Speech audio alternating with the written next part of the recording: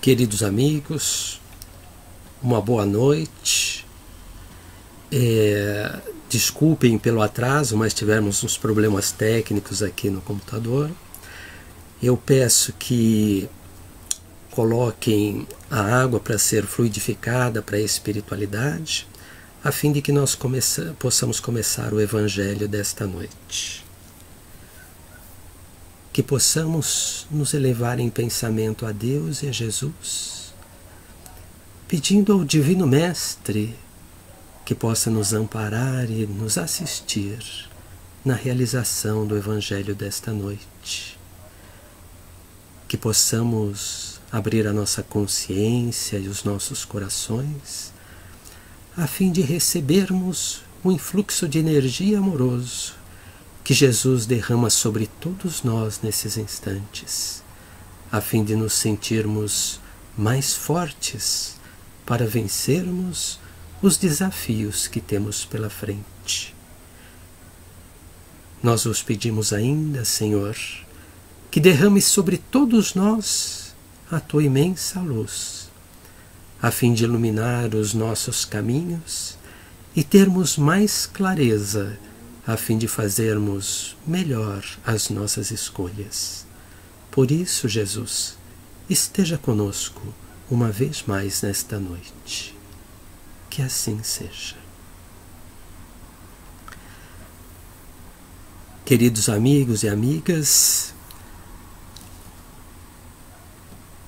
nós estamos num período um pouco difícil da humanidade terrena e por conta disso realizamos o Evangelho que normalmente é presencial, não é? Nós realizamos aqui através das lives na página Cefif Espírita, evento que acontece às terças, às quartas, às quintas e aos sábados às 19 horas, como estamos na noite de hoje. Eu escolhi 2 trechos para este Evangelho de 2 capítulos do Evangelho segundo o Espiritismo. O primeiro deles é o primeiro capítulo, que tem por título Não Vim Destruir a Lei, onde Jesus nos faz a seguinte colocação: as 3 revelações, não é, de Moisés, de Cristo e do Espiritismo, onde Jesus diz: não pensem que vim destruir a lei ou os profetas.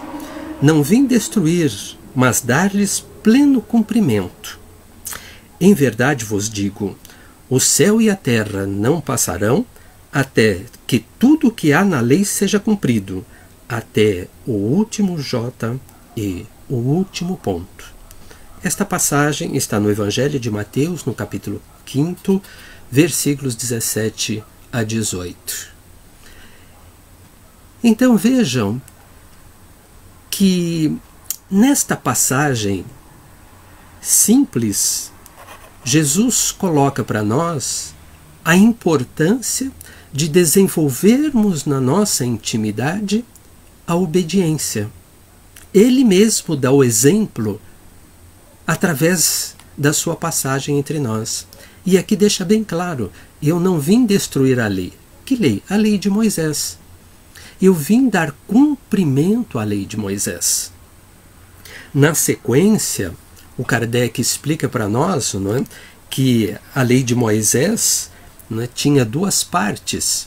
Uma composta pela lei de Deus e outra pela lei civil ou disciplinar.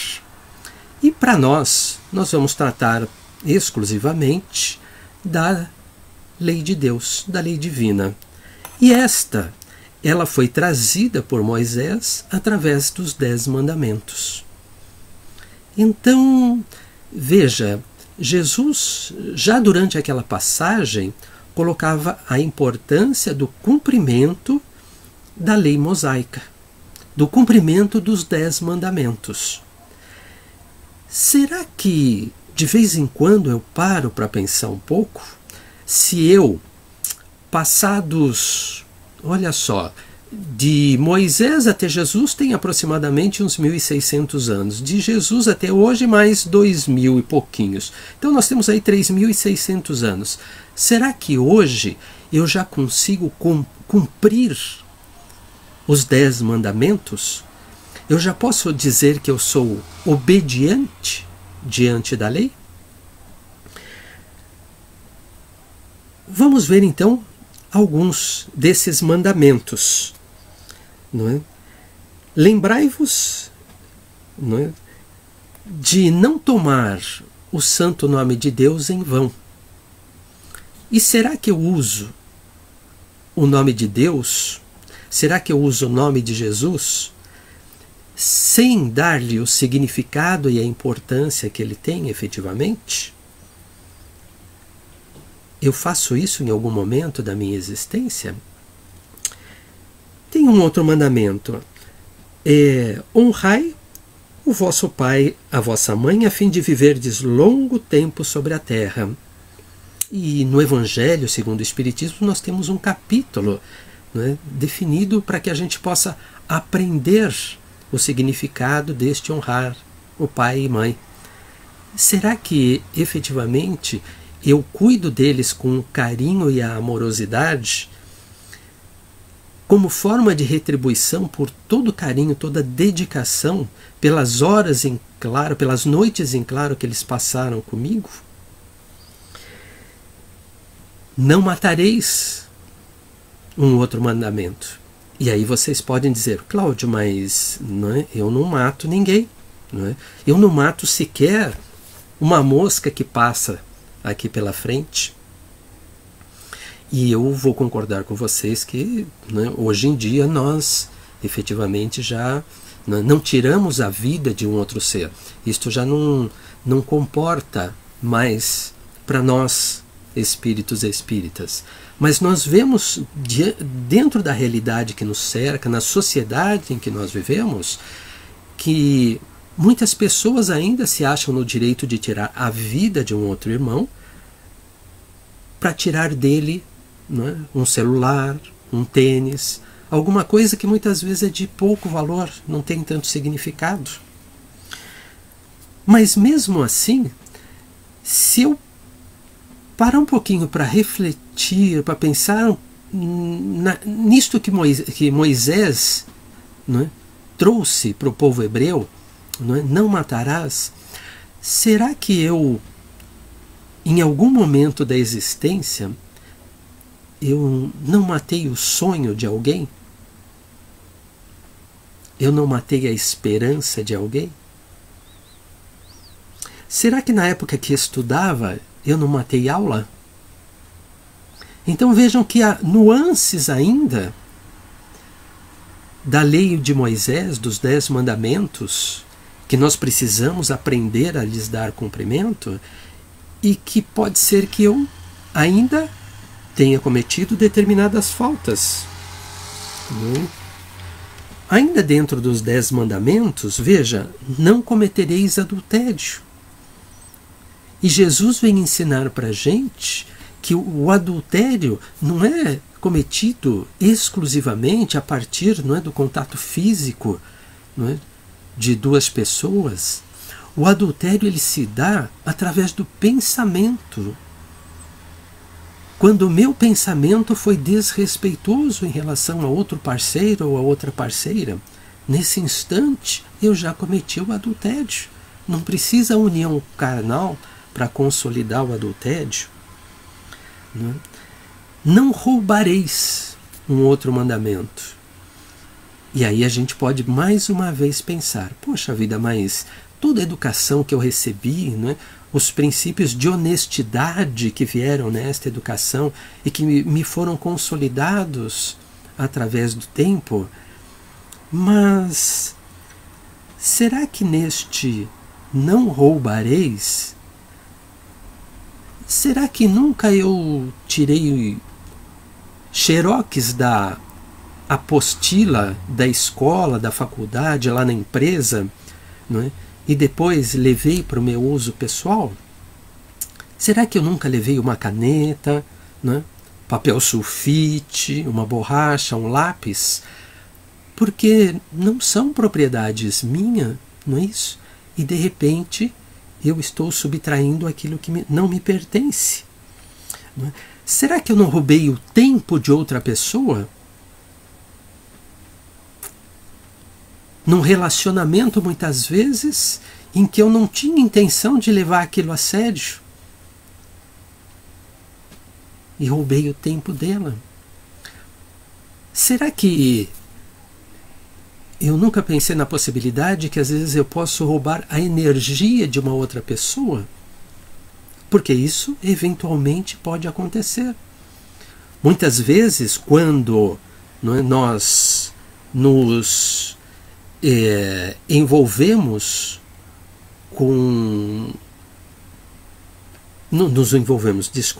quando nós nos relacionamos com determinadas pessoas que a gente fala que são muito para baixo, são bastante pessimistas, que não conseguem ver a alegria nas coisas que a vida proporciona, então, será que num contato com esta pessoa, depois de algum tempo, eu não me senti exausto?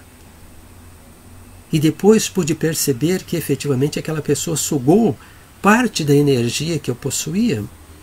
Então, será que em nenhum instante eu não subtraí a energia da outra pessoa? Não pronunciareis falso testemunho, diz os ensinamentos dos 10 mandamentos. E falso testemunho, gente, é a mentira, é a maledicência. Será que eu nunca fiz isto na minha vida, na minha relação com as outras pessoas? Não é? Magoado com alguém por determinado motivo, será que depois eu não fui contar as razões dessa mágoa para outra pessoa, para uma outra pessoa, uma terceira pessoa? E aí aquela história que eu contei, onde eu passei todos os motivos que me deixavam com o coração em ebulição naquele instante, será que eu não percebi que isto não vinha ajudar nem aquela pessoa que me deixou naquele estado e nem a mim mesmo, e que isso pode se constituir na maledicência, no falso testemunho? Sim. Não desejareis a mulher do próximo, o marido da próxima? Não é? Será que eu nunca fantasiei nada na minha mente que me levasse a desejar aquilo que não me é lícito ter? Não desejareis a casa de vosso próximo, nem o seu servidor, a sua servidora, nem o boi, nem o asno, ou nenhuma das coisas que lhe pertençam? Não é? O que significa, será que eu nunca tive inveja e nem nunca cobicei alguma coisa ou alguém que outra pessoa tenha? Então vejam que eu preciso olhar por estes outros aspectos, mais amplos, do meu cotidiano, da minha vida de relação com as outras pessoas, para poder perceber a aplicação do Evangelho na minha existência. E aí poder me perceber, então, e perceber como este Evangelho pode me auxiliar.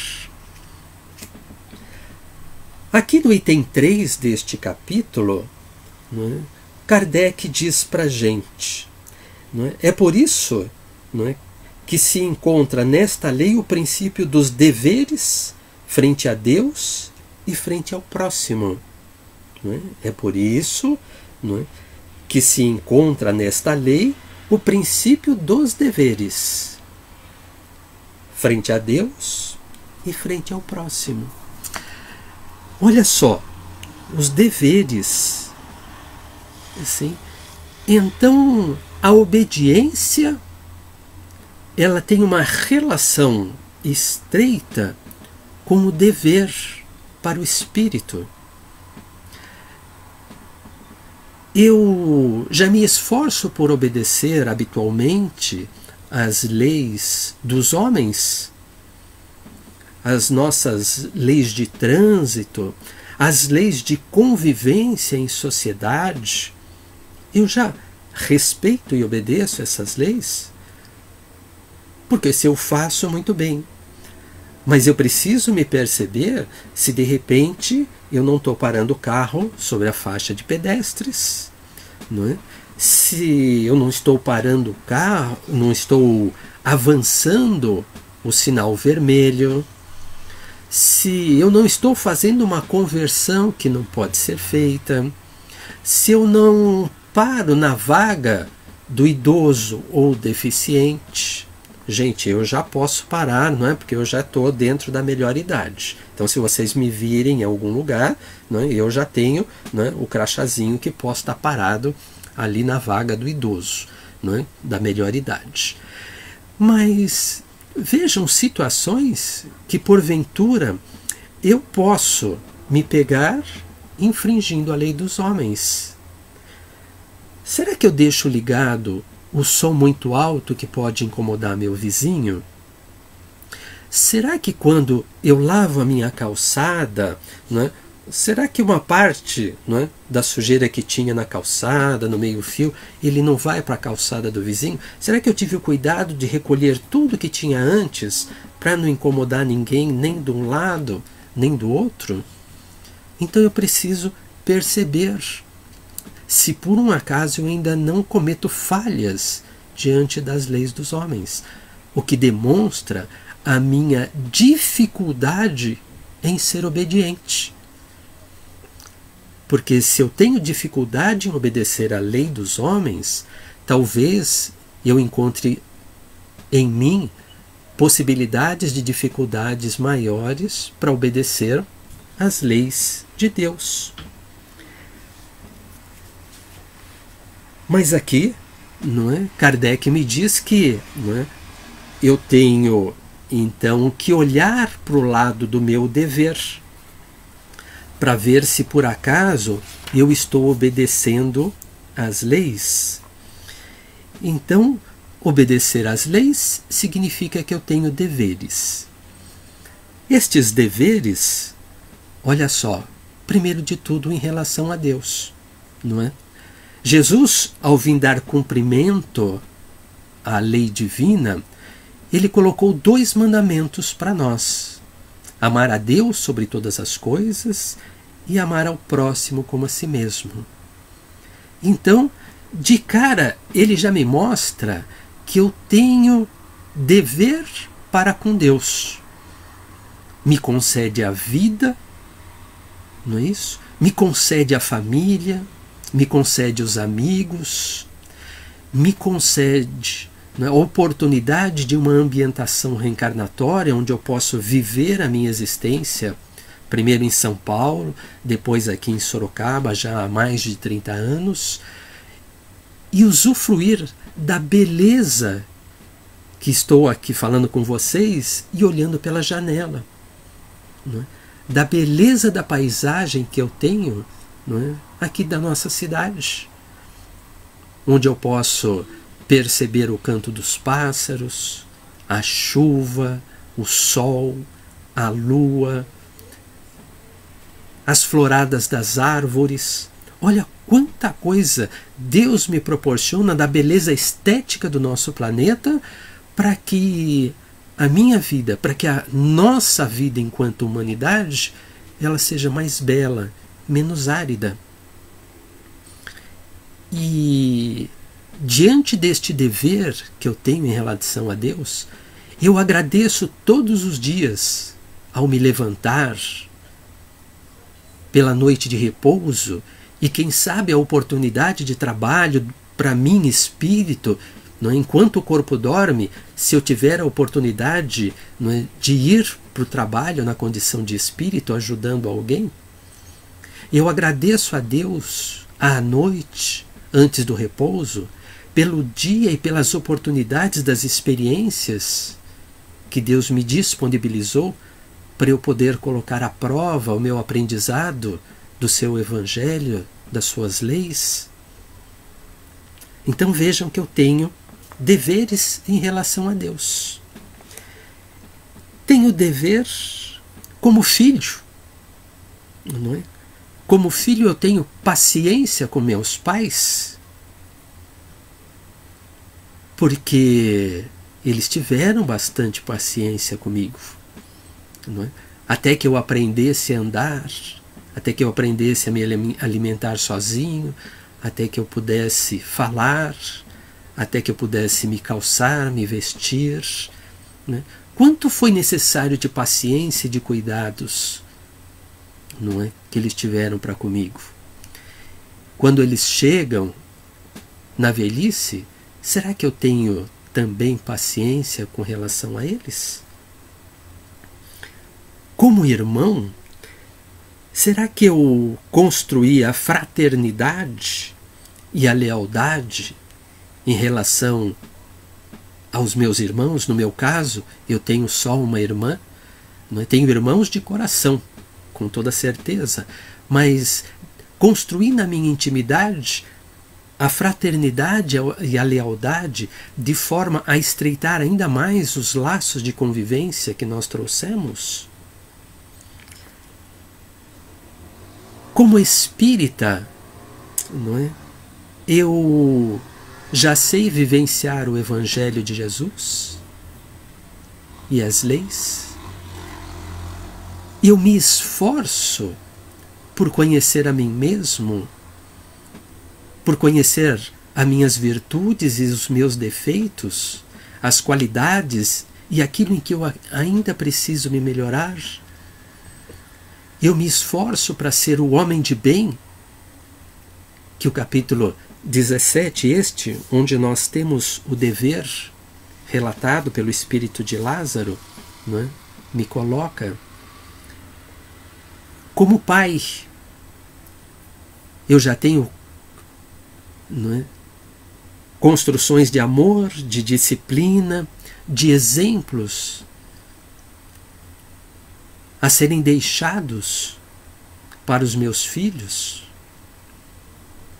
para que eles possam, através não das minhas palavras, mas dos meus exemplos, se sentirem estimulados a viverem o Evangelho de Jesus. Como esposo, eu tenho construções de lealdade, de fidelidade e de companheirismo que me permitam fazer da união conjugal um relacionamento perene durante toda a nossa existência, superando os momentos de dificuldade que existem em todos os relacionamentos. O meu dever como companheiro de trabalho, onde eu também necessito de construções de lealdade e de cooperação, para que a gente possa construir o respeito e a amizade no decorrer do tempo, não é isso? Então vejam quantos são os deveres que nós trazemos em nossa reencarnação. E aqui eu citei alguns destes deveres. Assim, porque nós trazemos deveres em relação à sociedade que nós vivemos. E hoje, né, nós vivemos um momento atípico, não somente na sociedade em Sorocaba, onde nós nos encontramos, não é isso? Na sociedade do Brasil, mas na sociedade planetária. Um momento atípico, onde uma pandemia nos impõe mudanças de atitude e oportunidades de reflexão. Vejam que o primeiro capítulo, não é? Ele tem como título: Não vim destruir a lei. Eu vim aprender a obedecer. E neste momento em que nós ficamos mais fechados no ambiente familiar, mais juntos com os nossos entes queridos, com mais tempo para que a gente possa refletir e questionar a respeito do aprendizado que nós temos, preciso pensar: eu sou realmente obediente? Eu obedeço a lei dos homens? Eu obedeço às leis de Deus? Se a obediência às leis de Deus está vinculada ao cumprimento dos meus deveres, eu tenho cumprido estes deveres? Porque neste momento de recesso, nós somos convidados a permanecermos em nossos lares.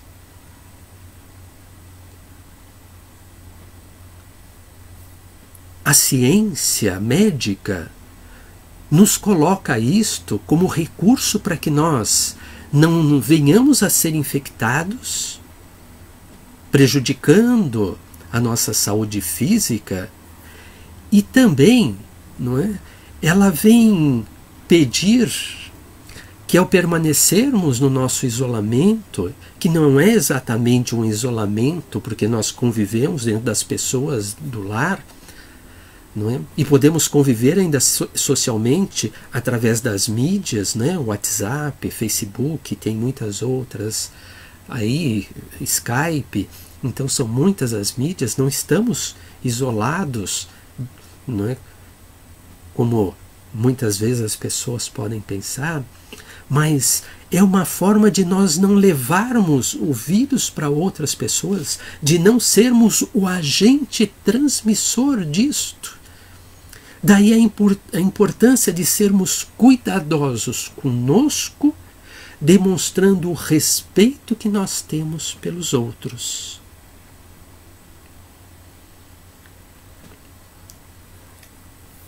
Amar ao próximo como a si mesmo. Ao ter os cuidados comigo, evitando de contaminar os outros, quem sabe eu estou dando esta demonstração de que amo efetivamente ao meu semelhante.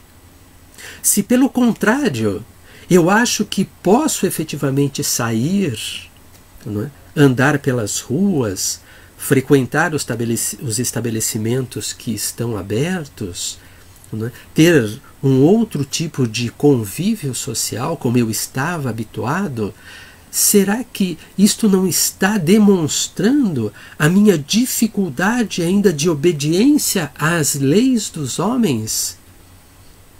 E que, consequentemente, se através de mim outras pessoas forem contagiadas e porventura vierem perder a própria vida, eu não estarei infringindo a lei de Deus?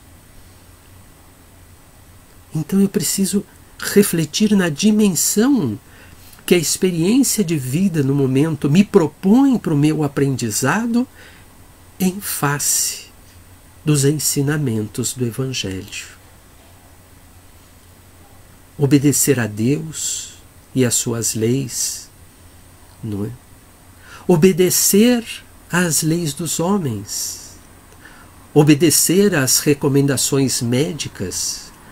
Posso muitas vezes não compartilhar das mesmas ideias, mas às vezes, mesmo não compactuando com estas ideias, eu preciso fazer um esforço muito grande para me adequar à realidade, para me adequar às regras da convivência social que pedem neste momento que eu permaneça em casa. E nós vemos que muitas pessoas têm uma preocupação muito grande com a economia, com o emprego, com o trabalho, perfeitamente justificável, mas que são condições materiais.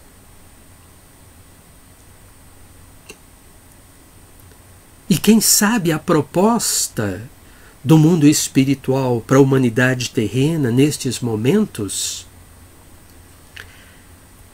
é para que a gente possa deixar um pouquinho o apego que nós temos pelas coisas da vida material para nos dedicarmos mais à família e a esta reconstrução de convívio social que nós temos deixado de lado há muitas décadas, há gerações. Com toda certeza, os especialistas na área econômica vão encontrar saídas solidárias muitas vezes entre as nações, a fim de que possam encontrar os caminhos para recuperar a economia e para poder ampliar as condições de empregabilidade das pessoas, permitindo que possam viver a partir do seu trabalho digno. Mas este momento agora, efetivamente é de reclusão e de reflexão, a fim de que possamos aprender diante da dificuldade, extrair nas entrelinhas as lições que a misericórdia divina está nos proporcionando nestes momentos de, entre aspas, isolamento social. Quem sabe, após este estágio, diante da doença que se alastra pelo planeta, nós possamos olhar a nossa própria existência sob um outro prisma. Quem sabe nós possamos valorizar mais o ser espiritual que nós somos.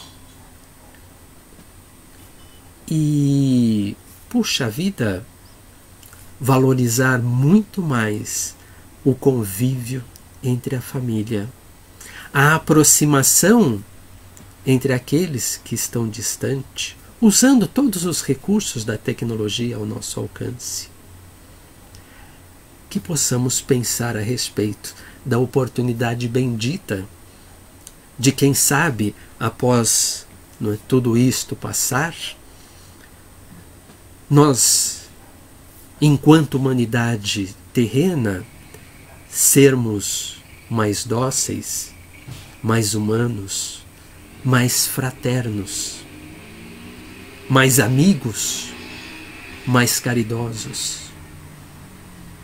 Quem sabe é isto que a espiritualidade espera de nós a partir desta experiência. Pensemos a respeito, irmãos.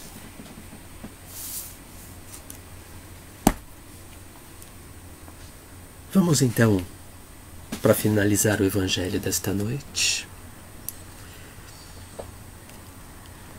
fechar os nossos olhos, elevarmos novamente os nossos pensamentos a Deus e a Jesus, pedindo ao Mestre querido que possa receber de todos nós que nestes momentos pensamos na sua figura, lembramos dos seus ensinamentos, que nos sentimos tocados pelas dificuldades vivenciadas por milhões de espíritos em todo o planeta, e que possamos vibrar do fundo dos nossos corações o sentimento de amor mais puro que possamos emitir, depositando nas mãos de Jesus. E que Ele, reunindo estas vibrações e essas energias de todos nós nestes momentos, possa multiplicá-las e levá-las a todos os nossos irmãos da humanidade terrena, dos dois planos da vida, que passam por dificuldades de toda a natureza, que se encontram em lágrimas e em sofrimento. a fim de que possa atender, Senhor, a todos aqueles que vivem as dificuldades no momento, quer sejam do corpo ou do espírito, e acolher carinhosamente, Senhor, a todos estes irmãos que estão desencarnando nestes momentos no planeta terreno, a fim de que possam ser recebidos pelos seus entes queridos, amparados e assistidos na espiritualidade, a fim de que possam se recuperar o mais breve possível. Senhor Jesus, que estas vibrações possam se transformar em pétalas floridas e perfumadas,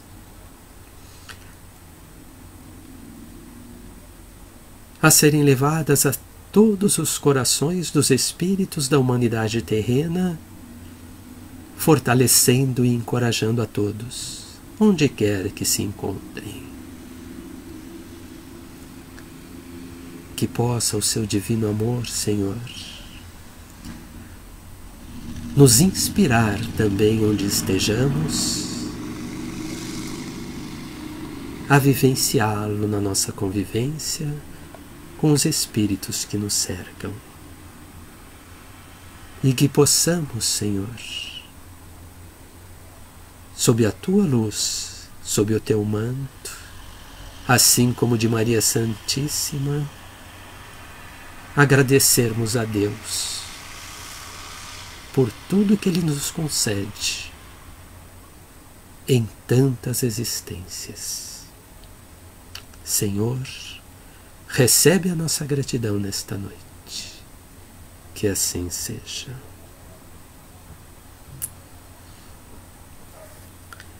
Queridos amigos, agradeço a paciência e a convivência com todos vocês nestes breves instantes.